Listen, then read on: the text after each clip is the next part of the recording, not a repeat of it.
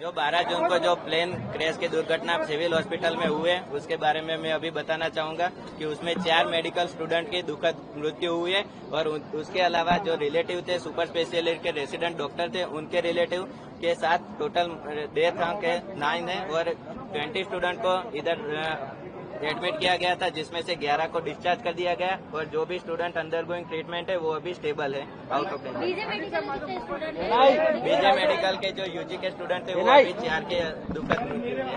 अच्छा, अभी कितने एडमिटेड है? अभी 20 एडमिट थे उसमें से 11 को डिस्चार्ज दे दिया गया है। अभी 8 से 9 लोग अभी ऑन गोइंग ट्रीटमेंट में है और वो अभी स्टेबल है। अच्छा, बॉडी कब दी जाएगी? No, right now no one is missing.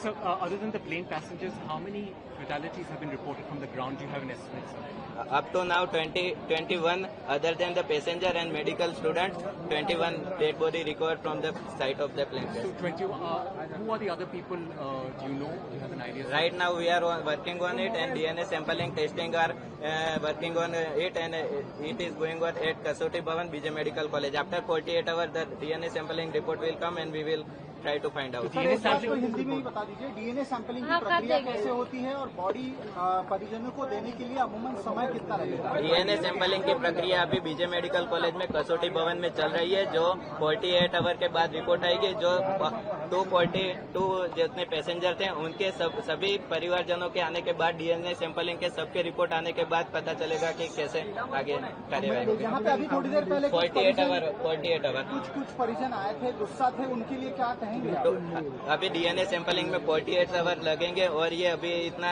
जल्दी में हो रहा है तो उसकी वजह से थोड़ी अव्यवस्था हुई होगी, लेकिन उसके लिए अभी डॉक्टर की टीम चालू है। रात दिन काम पे लगे हुए। जैसे ही 240 तक सैंपल इकट्ठा हो गए हैं, जैसे ही रिपोर्ट आएगी उसके बाद बॉडी को ये बताया जा रहा है सर कि कोल्ड स्टोरेज में 36 बॉडी रखी जा सकती है। कितनी बॉडी हैंड ओवर है? कोल्ड स्टोरेज में 36 बॉडी रखी जा सकती है। Right now no body will given to the passenger relative of the passenger because सभी के रिपोर्ट्स आने के बाद ही डेड बॉडी डिस्पैच कर रही है।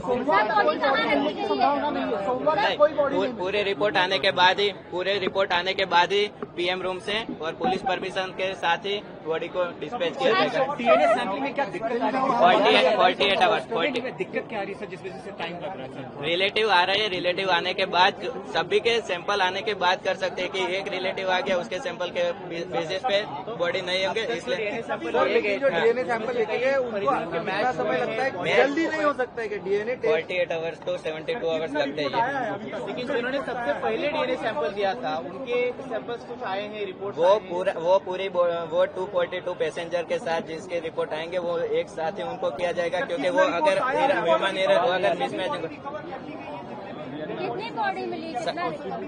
Right now 270 body recovered from the site of plane crash. कितना रिपोर्ट आया है अभी तक? अभी चल रहा है 48 to 72 आवर लगेंगे। अच्छा, सब बॉडी यहीं पे है? सब बॉडी यहाँ पे कि अलग अलग जगह? सब बॉडी यहाँ पे।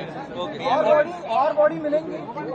अभी देख रहे हैं, अभी कुछ होगी क्योंकि मलबे के नीचे दबी हुए होगी, तो जैसे ही निकलेंगे तो वो रिकवर हो सकती है, लेकिन राइट नाउ जितनी भी मैक्सिमम हो सकते हैं तो सबको। सर, कैंपस एरिया में जो अन्य कुछ लोगों की डेथ हुई थी जो आइडेंटिफाइड हो सकते हैं, क्या उन लोगों की डेड बॉडी कल दी गई है?